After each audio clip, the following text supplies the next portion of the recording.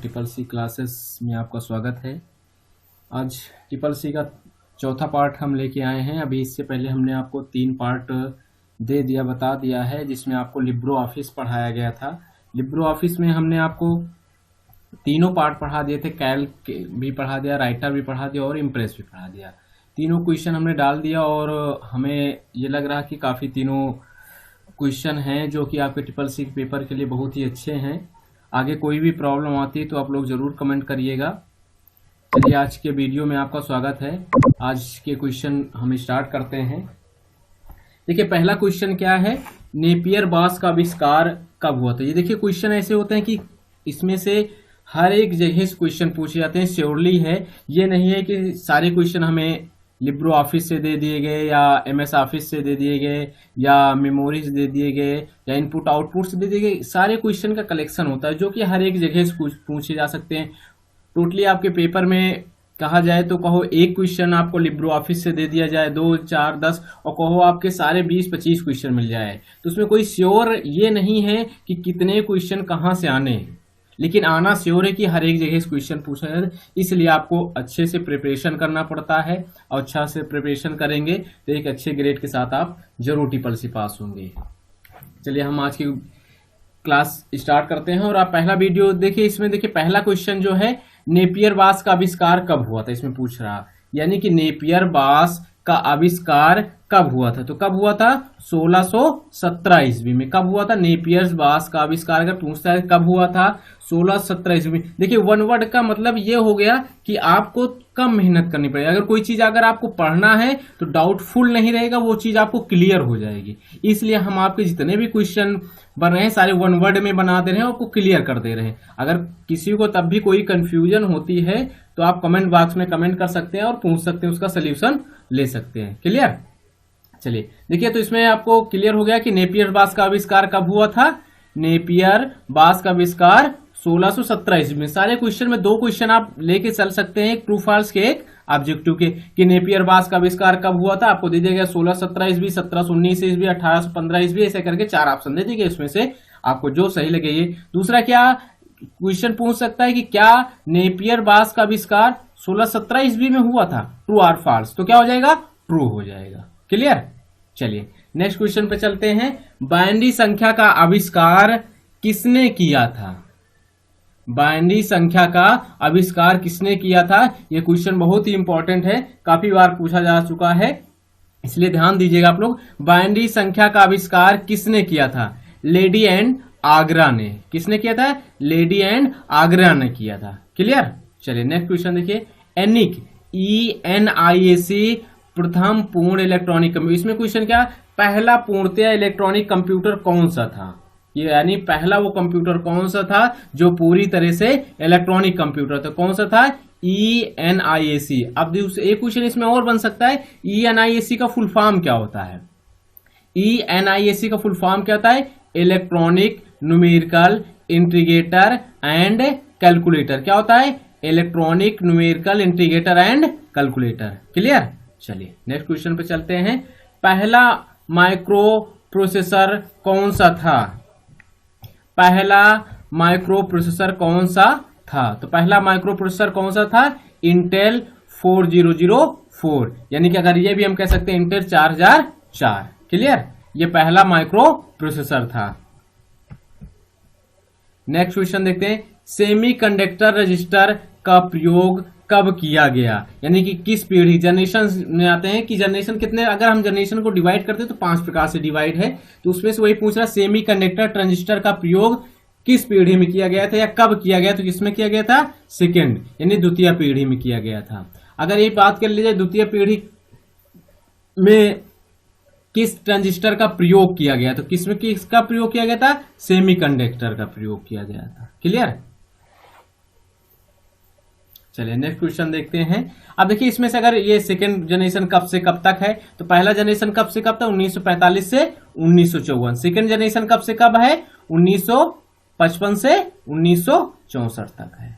इसमें कौन सी टेक्नोलॉजी का यूज किया गया है, ट्रांजिस्टर टेक्नोलॉजी का, वही चीज बताया गया, सेमीकंडक्टर ट्रांजिस्टर का प्रयोग किया गया था। तो जनरेशन थोड़ा सा पढ़ेंगे तो ये क्लियर हो जाएगा। अगर नहीं क्लियर होता तो आप जरूर आप कमेंट करिएगा, हम आपको जरूर क्लियर करा देंगे जनरेशन भी। नेक्स्ट क्वेश्चन देखते हैं, प्रिंटर की गति किसमें मापी जाती है? प्रिंटर की गति किसमें मापी जाती है? पीपीएम में। किसमें मापी जाती है? पीपीएम में। अब पीपीएम का फुल फॉर्म क्या होता है? पेज पर मिनट, यानी कि एक पेज या एक मिनट में कितने पेज निकल सकता है, वही पीपीएम बता रहा कि पर मिनट कितने पेज आपके निकाल रहा है। क्लियर? तो प्रिंटर की गति किसमें मापी जाती है? पीपीएम में। क्लियर?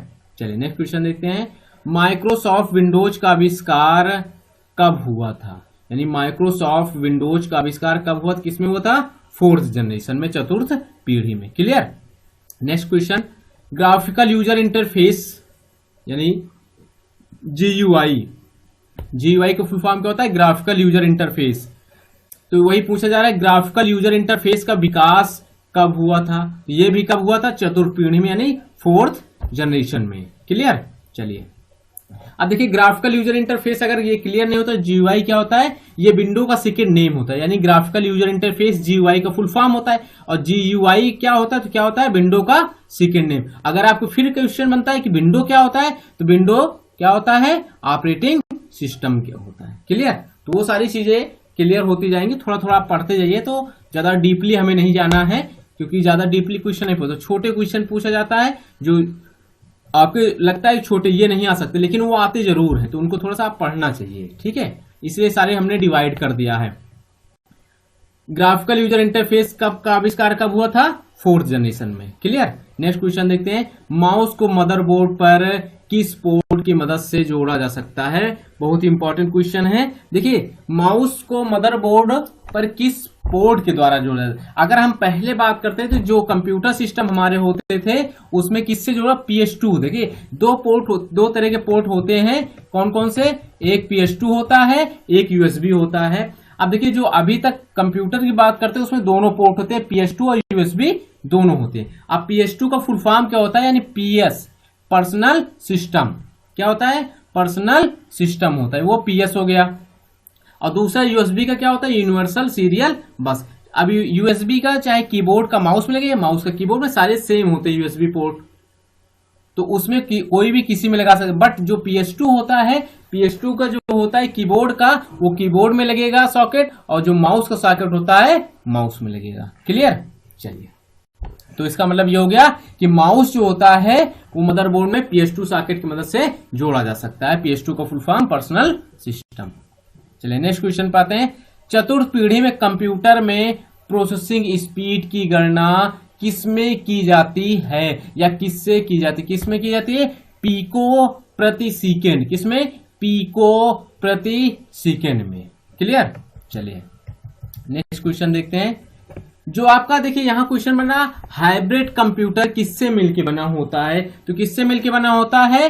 डिजिटल और एनालॉग कंप्यूटर से। जो आपका हाइब्रिड कंप्यूटर होता है डिजिटल और एनालॉग कंप्यूटर से मिलकर बना, इसमें भी काफी क्वेश्चन बन सकते हैं। देखिए कैसे हाइब्रिड कंप्यूटर किससे मिलकर बना होता है? तो डिजिटल और एनालॉग। दूसरा क्वेश्चन ये भी बन सकता है, एनालॉग और डिजिटल कंप्यूटर से मिलकर कौन सा कंप्यूटर बनता है?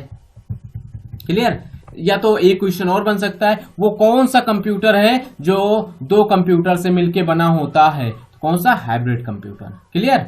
चलिए नेक्स्ट क्वेश्चन देखते हैं, रेलवे आरक्षण केंद्र में किस कंप्यूटर का प्रयोग किया जाता है? रेलवे आरक्षण केंद्र में, यानी जहां से हम रिजर्वेशन करते हैं वहां पे किस कंप्यूटर का प्रयोग किया जाता है? किसका किया जाता है? मेन फ्रेम कंप्यूटर का। किसका? मेन फ्रेम का। क्लियर? ये पार्ट आप कंप्यूटर जब पढ़ेंगे तो वहां पे इसको हो जाएगा, main frame computer, super mini. देखिए वहां क्या होता है, कंप्यूटर का पार्ट किया जाए तो माइक्रो साइज के आधार पे माइक्रो कंप्यूटर हो गया, मिनी कंप्यूटर हो गया, मेन फ्रेम और कौन सा? Fourth super computer. ये चार प्रकार के होते हैं। तो वहीं किसका प्रयोग किया जाता है रेलवे आरक्षण में? मेन फ्रेम कंप्यूटर का। क्लियर? चलिए अब देखिए यहाँ पे नेक्स्ट क्वेश्चन है, प्लॉटर कितने प्रकार के होते हैं? तो प्लॉटर कितने प्रकार के होते हैं? 2 प्रकार के। क्लियर? चलिए नेक्स्ट क्वेश्चन, बातचीत को सरल बनाने में बातचीत को सरल बनाने में किसका सर्वाधिक योगदान होता है? अब देखिए क्लियर होना चाहिए कि बातचीत करने बात कर रहा है, ये नहीं बात कर रहा है, कैसे बात करना है हमें, चाहे आप वॉइस की बात कर रहा हो, चाहे वीडियो कॉलिंग की बात कर रहा हो, चाहे टेक्स्ट की बात कर रहा हो, कोई भी होता है। तो गैजेट क्या होता है, पहले हम इसको देखते हैं। आईटी गैजेट, देखिए आईटी मतलब इंफॉर्मेशन टेक्नोलॉजी होता है, ये आपको सबको क्लियर है, पता है ना। चलिए, नहीं पता तो आप समझ जाएंगे। आईटी मतलब क्या हो गया, इंफॉर्मेशन टेक्नोलॉजी। अब आती है गैजेट की बात। अब देखिए गैजेट मतलब कम्युनिकेशन में जो यूज होती है डिवाइस, हम उन्हें गैजेट बोलते हैं। जैसे क्या हो, वेबकैम हो गया, माइक्रोफोन हो गया, या हम बात कर लें प्रोजेक्टर का हो गया, या हम लैपटॉप की बात कर लें, यानी जिस जिस भी डिवाइसेस का हम यूज करते हैं कम्युनिकेशन यानी बातचीत करने में, उन्हें क्या बोलते हैं, आईटी गैजेट बोलते हैं। तो वही चीज यहां बताया गया है कि बातचीत को सरल बनाने में आईटी गैजेट का सर्वाधिक प्रयोग किया जाता है, यानी कि आईटी के जो यूज डिवाइसेस होती हैं हम उनका यहाँ पे यूज करते हैं। क्लियर। जैसे मोबाइल फोन हो गया, मोबाइल फोन में कैमरा ऑन किया और हम क्या किए, वीडियो कॉलिंग कर दिए। तो ऐसे करके बहुत सारी डिवाइसेस होती है, माइक का यूज कर लीजिए, हेडफोन का यूज कर लीजिए, तो ऐसी बहुत सारी डिवाइसेस हैं इनका यूज करके हम वीडियो कॉलिंग सॉरी कम्युनिकेशन कर सकते हैं। क्लियर। चलिए, वर्तमान पीढ़ी में किस कंप्यूटर का प्रयोग किया जाता है, वर्तमान यानी प्रेजेंट की अगर हम बात करते हैं, यानी फिफ्थ जनरेशन में, अभी फिफ्थ जनरेशन चल रहा, तो जो प्रेजेंट एंड नेक्स्ट है, तो वर्तमान में किस कंप्यूटर का यूज किया जाता है, ULSIC। किसका, ULSIC का। क्लियर। चलिए नेक्स्ट। अब इसमें बता रहा है 1 EB का फुल फॉर्म क्या हो गया, एक्साबाइट। क्या हो गया, एक्साबाइट बराबर कितने PB होते हैं, बी फॉर बाल वाला बाल, अब पी मतलब पैरोट, ठीक है ना। तो बता रहा है कि 1 PB बराबर 10 1 EB बराबर 1024 PB। तो अब EB का फुल फॉर्म देख लीजिए, एक्साबाइट, और PB क्या हो गया, पेटाबाइट। क्या हो गया, पेटाबाइट। क्लियर। जिससे क्या हो गया है, KB हो गया, MB हो गया, GB हो गया, TB हो गया, EB हो गया, और फिर PB हो गया। क्लियर। तो वही चीज बता रहा। कंप्यूटर स्पीड की गणना किसमें की जाती है, यानी कंप्यूटर की स्पीड किसमें मापी जाती है, किसमें मापी जाती है, मेगा हर्ट्ज में। यानी कंप्यूटर किस स्पीड से काम कर रहा है किसमें मापा जाता है, मेगा हर्ट्ज से। क्लियर। चलिए, आधुनिक डिजिटल कंप्यूटर में किस पद्धति का प्रयोग किया जाता है, यानी प्रेजेंट में जो कंप्यूटर यूज हो रहे हैं उसमें हम किस पद्धति का प्रयोग करते हैं, किसका करते हैं, बाइनरी अंक सिस्टम पद्धति का। किसमें, बाइनरी अंक सिस्टम पद्धति का यूज करते हैं। यानी कि आधुनिक जो प्रेजेंट टाइम के कंप्यूटर हैं, जो आधुनिक कंप्यूटर हैं, उसमें हम बाइनरी सिस्टम का प्रयोग करते हैं। क्लियर। चलिए, यूनिवैक कंप्यूटर को माइक्रोसॉफ्ट कंपनी द्वारा बनाया गया था, ट्रू और फॉल्स। ट्रू है। दो क्वेश्चन बन सकते हैं, माइक्रो कंप्यूटर को किस कंपनी ने बनाया था, सॉरी, तो यहां क्वेश्चन ये कि ये भी बन सकता है, यूनिवैक कंप्यूटर को किसने बनाया था, किसने बनाया था, माइक्रोसॉफ्ट कंपनी ने, या दूसरा क्वेश्चन ये आपका है, ये ट्रू फॉल्स में यूनिवैक कंप्यूटर को माइक्रोसॉफ्ट कंपनी ने बनाया था, यस, यानी ट्रू है। ये क्या है, सही है कि यूनिवैक जो है कंप्यूटर किसने बनाया था, माइक्रोसॉफ्ट कंपनी ने। क्लियर। चलिए नेक्स्ट क्वेश्चन देखते हैं।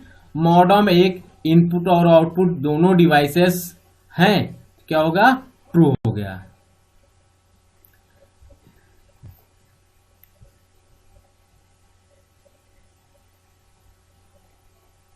देखिए इसमें बताया गया कि मॉडेम एक इनपुट और आउटपुट दोनों डिवाइसेस हैं, तो क्या बताया जा रहा है, यानी क्या हो जाएगा, ट्रू हो जाएगा।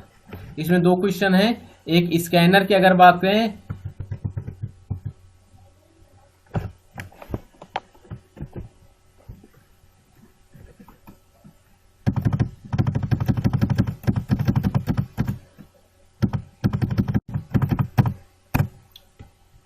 अब ये देख लीजिए, अब इसमें क्या बताया है, मॉडेम में एक इनपुट और आउटपुट दोनों डिवाइसेस हैं, क्या है, इनपुट और आउटपुट दोनों डिवाइसेस हैं। तो वही चीज यहां बताया गया है कि ये दोनों डिवाइसेस हैं, इनपुट और आउटपुट। इसमें कुछ हम चेंज, यहां देखिए ये क्वेश्चन थोड़ा सा उसमें मिक्स हो गया था, दो क्वेश्चन, इसलिए हम यहां से इसको हम कट कर दिए हैं और यहां से हमने इसको, अब देखिए क्या होता है, मॉडेम एक इनपुट और आउटपुट डिवाइसेस हैं, यस, यानी कि मॉडेम क्या होता है, इनपुट और आउटपुट दोनों डिवाइसेस होती है। अब देखिए मॉडम की अगर बात करें, मॉडम को फुल फॉर्म भी होता है, क्या होता है, मॉड्यूलेशन एंड डीमॉड्यूलेशन, या मॉड्यूलेटर एंड डीमॉड्यूलेटर, दो होता है, मॉड्यूलेशन एंड डीमॉड्यूलेटर या मॉड्यूलेशन एंड डीमॉड्यूलेशन हो गया, ठीक है ना, और दूसरा क्या हो गया, मॉड्यूलेटर एंड डीमॉड्यूलेटर। क्लियर। चलिए नेक्स्ट क्वेश्चन देखते हैं। मॉनिटर की गुणवत्ता की पहचान किसमें की जाती है? एक क्वेश्चन में क्या डॉट पिच में, और दूसरा क्या हो गया कि मॉनिटर की गुणवत्ता किस क्या या पहचान डॉट पिच से की जाती है, यस। और दूसरा एक और रेजोल्यूशन जो होता है वहां से भी की जाती है, रेजोल्यूशन से भी की जाती है। अगर उसमें ऑप्शन में एक ही रहेगा तो डॉट पिच रहेगा, अगर सारे ऑप्शन हैं 2 या 3 हैं तो उसमें क्या हो जाएगा, ऑल ऑफ द। अगर 2 हैं तो ए और बी जो नंबरिंग रहेगा वो हो जाएगा। क्लियर। चलिए नेक्स्ट क्वेश्चन देखते हैं। माइक्रो प्रोसेसर का आविष्कार कब हुआ था? माइक्रो प्रोसेसर का आविष्कार कब हुआ? तो कब हुआ था? 1970 ईस्वी में। यानी कि माइक्रो प्रोसेसर का आविष्कार कब हुआ था? 1970 ईस्वी में। चलिए नेक्स्ट क्वेश्चन देखते हैं। VLSI किस पीढ़ी से या किस कंप्यूटर से संबंधित है? तो VLSI जो है चतुर्थ पीढ़ी से संबंधित है, यानी कि 4th जनरेशन से। नेक्स्ट कंप्यूटर की बात करते हैं क्वेश्चन की। तो मॉडम को किससे कनेक्ट करते हैं? जो आपका मॉडम होता है वो उसको हम अपने सिस्टम से किस डिवाइस की मदद से कनेक्ट करते हैं? किसके? USB port. जो हमारा पोर्ट होता है किसपे? USB पोर्ट की मदद से हम अपने कंप्यूटर सिस्टम में मॉडम को कनेक्ट कर सकते हैं। क्लियर। चलिए नेक्स्ट क्या होता है? बार कोड रीडर का आविष्कार कब हुआ था? तो बार कोड रीडर का आविष्कार 1940 ईस्वी में। कब हुआ था? 1940। अब देखिए क्वेश्चन और आ रहा हो कि बार कोड होता क्या है, तो थोड़ा सा आप समझ लीजिएगा। बार कोड क्या होता है?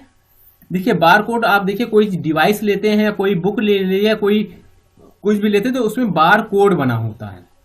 देखा होगा ब्लैक कलर की लाइनिंग बनी होती है, तो उसी क्या बोलते हैं? Bar code. और जो बार कोड रीडर उसको रीड करने का काम करता है तो उसी क्या बोलते हैं हम? Bar code reader. क्लियर। जैसे आप मॉल में कपड़े खरीदने गए या कुछ खरीदने गए उसमें टैग लगा होता है, टैग को जो रीड करता है उसको बार कोड रीडर बोलते हैं। क्लियर। चलिए आज की वीडियो यहीं तक। आप सारे क्वेश्चन क्लियर हो गए होंगे। अगर नहीं क्लियर हुआ, कोई भी क्वेश्चन में कुछ भी डाउट है तो आप बिल्कुल कमेंट्स कर सकते हैं। तो नेक्स्ट वीडियो के साथ हम मिलेंगे next day. Thank you friends.